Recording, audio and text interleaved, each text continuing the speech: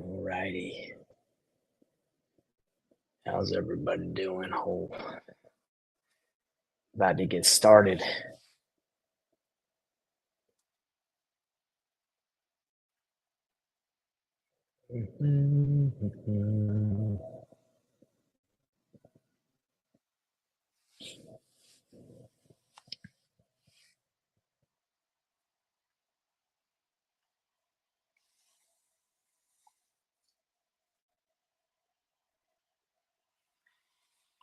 Let me tell you about my first 5K wholesale deal and how it almost fell apart 15 times.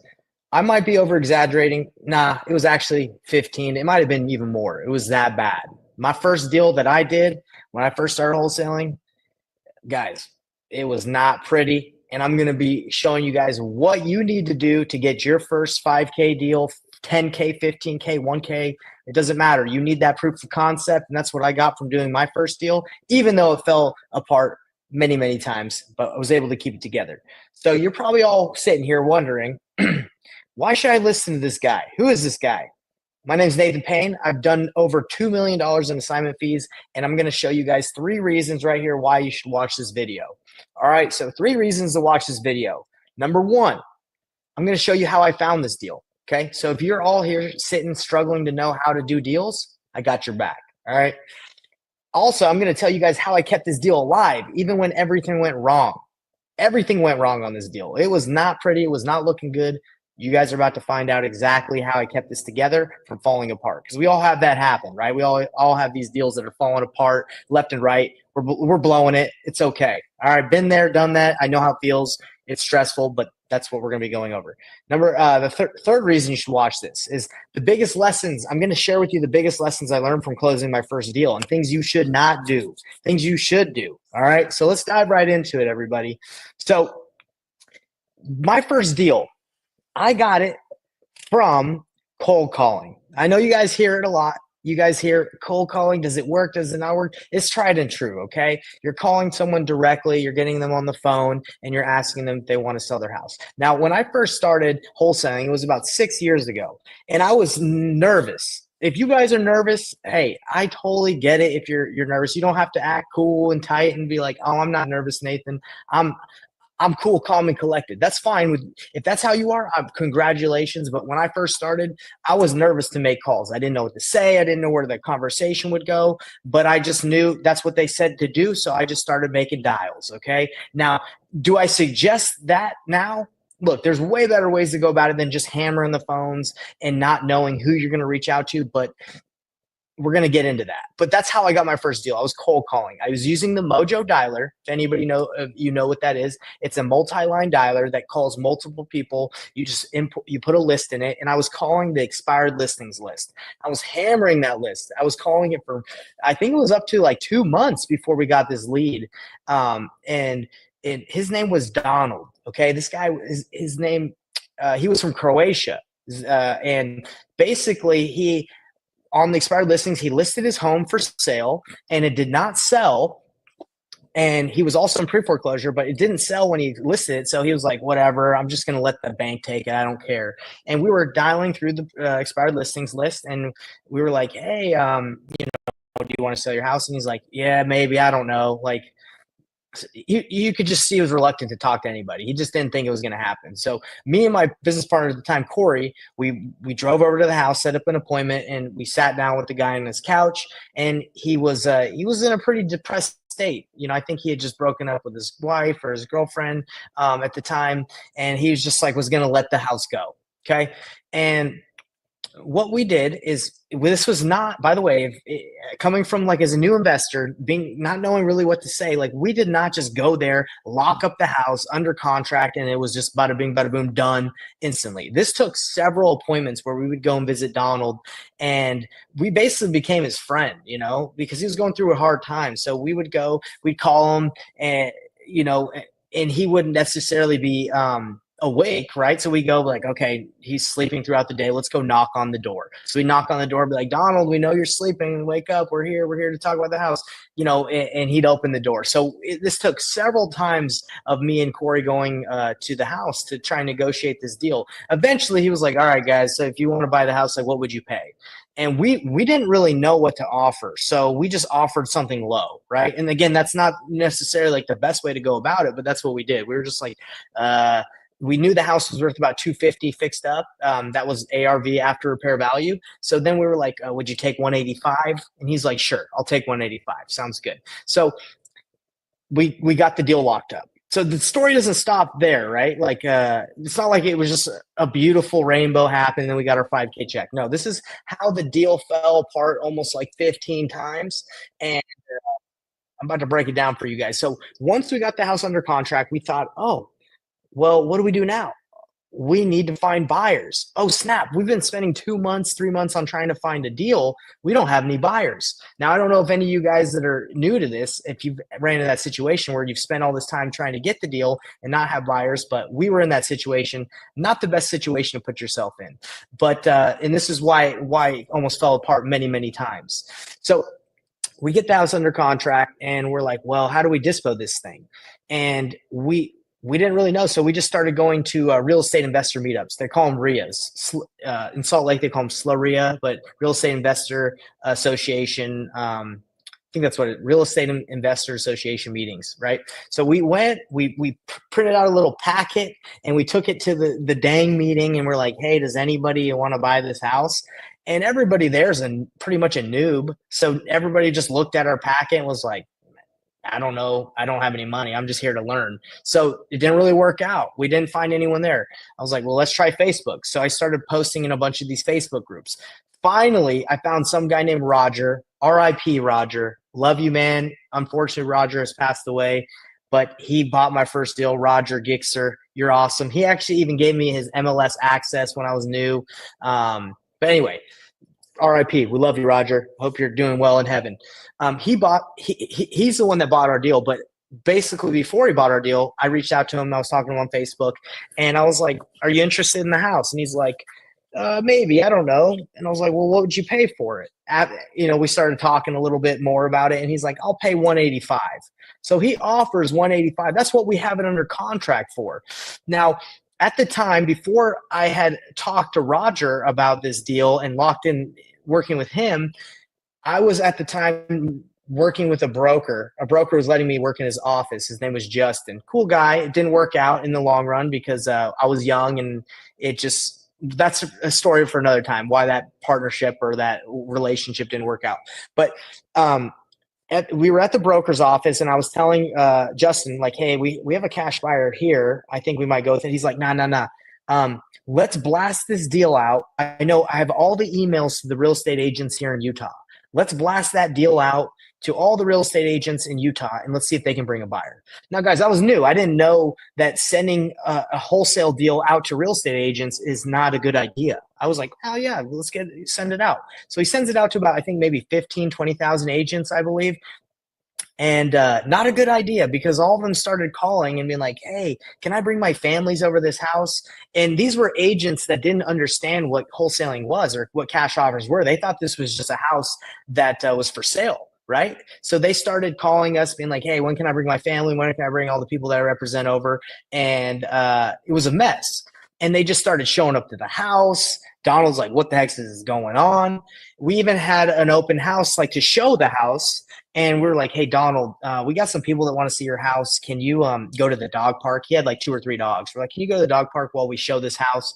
And he's like, sure.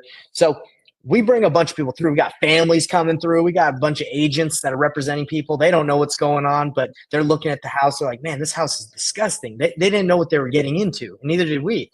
So after that fiasco happened, we get a call from the board of realtors. Okay, so I'm telling you how this deal almost fell apart like 15 times. I'm not playing. We get a call from the board of realtors. They called me and Corey in. And I sit down with a guy. They take us to an office. This is in like Salt Lake City in like the downtown office, like big buildings. And this guy calls me in.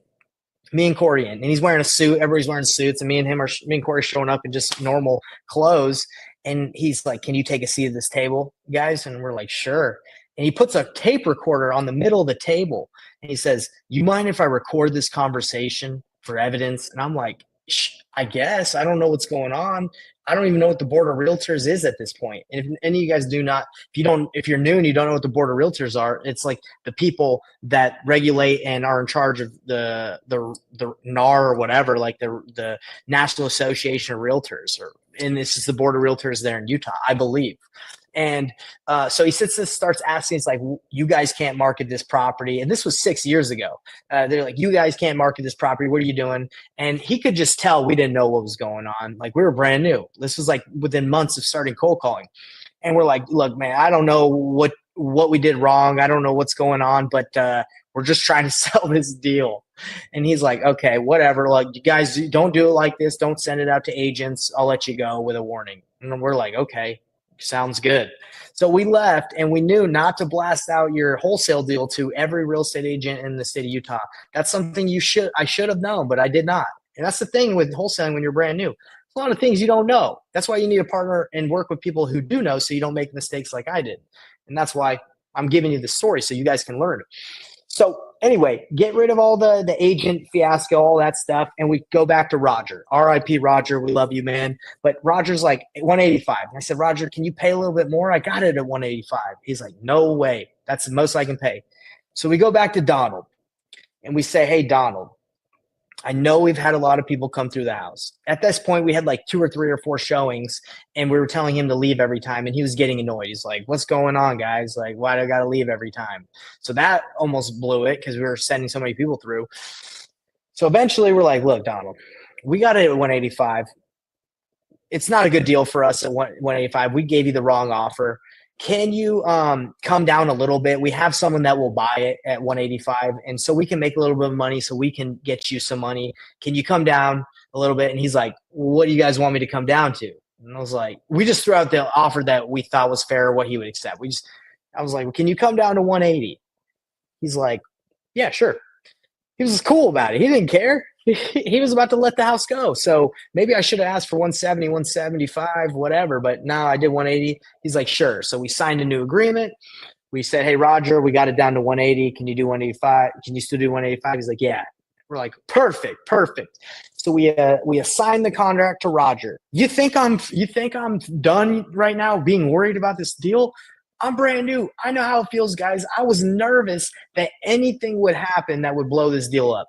So we actually set up a time where, like, "Hey, Roger, the signing for the house to like sign the documents to sell it, it's at Vanguard Title. We're gonna meet you there just to make sure you get there and just make sure everything you is safe." We show up at the title company, and we sit in one of those like windows where you can see into the boardroom or like wherever their closing happens.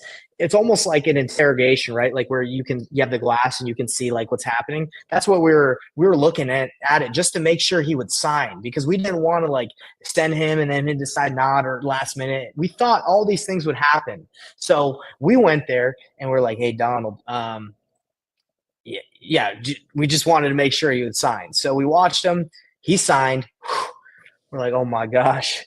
And I have a picture of me holding the check where it's 5K. I got a smile from ear to ear like this. So excited because I finally did a deal after doing about 3 months. But we're going to take it back really quick, guys, because if you're watching this and you're brand new and you haven't done a deal, you saw how many problems I had when I first started. And I didn't have like any mentors. I didn't have anybody to kind of guide me. I just tried to figure it out, and I almost blew it 15 times. And there's a bunch of other times that I didn't tell you about. But this video, I can't go too long, all right, because I can go all night. But the deal almost fell apart, and there's so many things to learn from this. Number one is, if you're just trying to find deals and you don't have buyers or know how to find buyers, you're going to be in trouble, right? Like, at least know how to find buyers. Finding buyers is a great, like, it's super important. And to be honest, like, you're going to pass up on a lot of deals because you don't have buyers in place. Now, I know it's extremely hard when you're first starting out to have like a ton of buyers because you don't really know how to network with them. But that's what I try to teach people. Not try. That's what I teach people, is how to have those relationships with buyers so they can help, so you can do more deals. But having buyers is super important. Another thing is, being transparent with the seller is very important as well. Like we weren't very transparent. We were just kind of like, hey, do you mind going to the dog park? We're just gonna, yeah, we just need to show this. Like we were just trying to get like fishy about it. Going now, knowing what I know now, I would have just been a way more transparent, let him know exactly what's going on, and it would have made more sense. He wouldn't even had to leave, right? Because I do a lot of showings right now where we wholesale deals, and the seller stays there because we set the expectations for the buyers and the seller, so we're not worried. You do not have to go to the closing table. I'd say 99% of my deals virtually. I never show up to the closing, the title company to sign or to watch them sign. Not necessary. So a lot of this being worried comes from not having experience. Okay. I know if you don't have that experience, it's hard for me to say, hey, don't worry, because that's just what happens. I get it. I came from a background of a lot of sales experience. I had a lot of experience with working with people, but I was still nervous because this was a new area for me. So I get it. And I wish I could take away all the issues and the roadblocks and all the things that you're going to face. But unfortunately, when you first get started, you have to go through some pain. If you want the long-term gain, you have to go through short-term pain. And that's why at Painless Flipping, we work with people, because we do the deals with you. We'll close deals with you, right? We'll hold your hand. And the benefit of working with you for me is I get to do more deals. The benefit for you is you don't have to fail like I did 1,000 times and almost lose deals, or walk away from deals that are deals, but you just don't think they're deals, or maybe they went with someone that's more experienced. So let's take it to the biggest lessons to learn to help you close your first deal. I know it's not fun, but it's massive imperfect action. You got to hit that cold call. You got to text. You got to take that action. You have to talk to the people with the pre-foreclosures. You just got to go, guys. And you're going to fail. But if you can align yourself with someone like me, or someone in like a mentor, or someone that has experience, they will help you get deals a lot faster. You might not make 100% of the wholesale fee if you're working with someone, but you're going to do it way faster than if you try to figure it out on your own. That's one thing I wish I would have done. I wish I would have gotten someone that would have had experience. Now, my business partner at the time, he told me he had experience, and later found out he didn't have that much experience as much as I thought. This is fine, not to say anything bad. It was great learning experiences. But if you want to overcome a lot of those issues that I had of like being kind of sketchy with buyers walking their properties, not having cash buyers, not knowing what to offer, renegotiating, almost falling through, you can get past a lot of that stuff by having the right people in your corner. And thankfully, that 5K deal was able to, it didn't do much for me. Like 5K, we split that between me and Corey, and a couple costs. Like that's not a lot of money. Okay. And I get it. Like, but if you don't have a business partner, maybe 5K is more, right? But it enabled me to know, hey, this is real and I can do this. And it's a repeatable process. I just need to have more conversations. Now, I can guarantee you that I was passing up on tons of deals as I was cold calling, as I was negotiating. I got tons of stories of how I almost blew it 100 times, but the deals just worked out because I was persistent. Okay. So that's why I want you to know the biggest lesson you can learn is persistence wears down resistance. Okay. Long-term gain requires a short-term pain. Painless flipping. We're here to take that pain away. But anyway, that's it, guys. I just wanted you to know. So let's do a quick recap. I hope these 3 reasons were worth watching. If they were, please like, subscribe. Just like the video, because liking and commenting actually helps me this get out in front of more people. So like this. So let's recap. How I found the lead. I was cold calling the expired listings list with a Mojo Dialer. Okay, nothing fancy, just hammering that dialer. How did I keep the deal alive? I was persistent. I had a good relationship with the seller where we were friends, and I built that rapport by really trying to help him out of the situation he was in. If you care about the seller's outcome and their benefit of like what happens to them more than yourself, they're going to trust you. And I had that trust. And even though I was new, I didn't know I was going like exactly what to do step by step. We had that relationship. We had that rapport. So remember, even if you don't have all the experience, if you care about people, it will translate to you doing deals. Okay. The biggest lesson to help you close your first deal is you're going to run into some pain. You're going to run into some problems. It happens even on deals that I go through, but aligning yourself with someone that knows what they're doing, even if you have to give away some of your deal, I would say that's worth it in the beginning to make sure you do it right. If you're like, nah, I can do it all by myself, I don't need anyone's help. That's fine. I'm just telling you, for me, I wanted help, and I had a lot of issues because I tried to figure it out. Okay. So guys, if you like this video, again, give me a thumbs up, give me a like, and I would appreciate it. And everybody, if you like this stuff, join my free Facebook group for step-by-step training on how to get your first deal without the chaos I went through. Okay. My Facebook group is free. It's called Endless Flipping, Wholesaling, Real Estate Simplified. I give away free courses. I give away a free 90-day action plan and free training every Thursday at 4 p.m. Eastern Standard Time. If you like videos like this, we got tons of training, and I want you to engage with people, because how do you do deals? You network with people, okay? And that's actually what the training is on this Thursday. We're going to be talking about how to use your inner circle to do deals. And I did an $86,000 deal from networking with people and letting people know what I do. So if you want to do big deals with zero cost to yourself, you need to be able to network. So come to the training, join the Facebook group, and just DM me, and I'll send you the link to the training call. Does anybody have any questions before we wrap up? I appreciate everybody that's stayed with me on this live, and do me a favor. Like I said, just like this video and leave me a comment saying, hey, Nathan, that story was good. That story was trash. Just give me your feedback on that story. Have you felt like that? Have you ever been in a situation where you've dropped the ball a lot like I did and almost lost the deal 15 times? Just comment. I'd love to interact and learn from you, because again, my goal is to help you do more deals. And why do I do this? Because I know if I can help you guys do more deals, I can do more deals, and I enjoy teaching. It's what I like to do. Any comments, any questions? If not, just give me a like, and I appreciate you. That's it, guys. Doesn't look like a lot's coming through, which is totally cool. Maybe you guys be a little shy today. Maybe my software's not working. My StreamYard's not working. You guys can't see maybe I can't see your comments. Who knows? I'm hoping it's that. Let me look. Let's see. Oh, okay. We got one. We got Realtor Reynoso coming from the Instagram Live. He says, I just picked up a foreclosure. Let's see if I can close it. So Realtor Reynoso, I love that. Thanks for saying that. Will I get direct access to you in the course? So Chris Williams is asking if he gets direct access to me in the course. I sell a JV course for $197. And it's all it is the course, and then you get 30 days of access to my community, my paid community and school.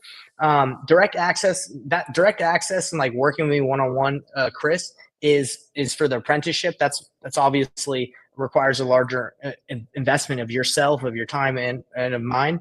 But no, so the course is just the course. Let's see. Give me 1 second, everybody.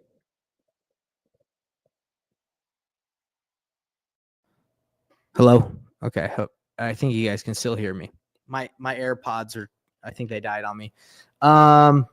So Realtor Reynoso is doing a foreclosure. Foreclosure. Congrats, man. I hope that works out. We just stopped a foreclosure from happening. One of the clients I work with, Carl, on yesterday. So very exciting. That's probably a little bit high level stuff. If you guys don't know what that means, people, when they don't make payments on their properties, sometimes they go to foreclosure, right? They lose their houses, but you can stop that. The auction date at the auction, you can stop their house from getting foreclosed on, and you can say, hey, I'm going to buy the house. Don't foreclose on it. And you can get deals that way by helping people and also stopping foreclosures.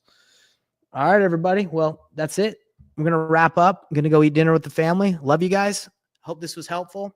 And, yeah, just love to hear your feedback on the story. And if you've been in the situation I've been now, or if you were, love to hear it. Talk to you guys later.